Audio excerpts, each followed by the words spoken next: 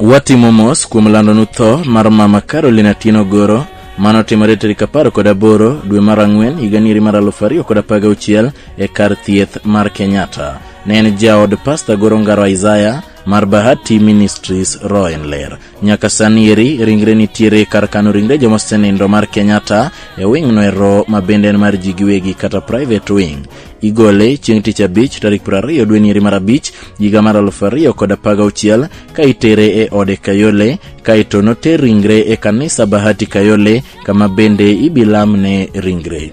Bang' mano ero nokowendhiwa skul adek chiro adek e gweng'no ero mar Kamolo Opedhi. Ikmare notelnegi kod jadolo assistant cardinal Maurice Aganda kagikonyore kod jadolo Geoffrey Odhiambo mar Bahati Ugenya kod jadolo Baraka Gai mar Bahati Uganda. Ikmare biro bedo tarik 22 dwe mar abich higa nieri Kamolo Opedhi ndhiwa. Ne waheri mama to Nyasaye noheri moloyowa. Ninde gi kwe min ji.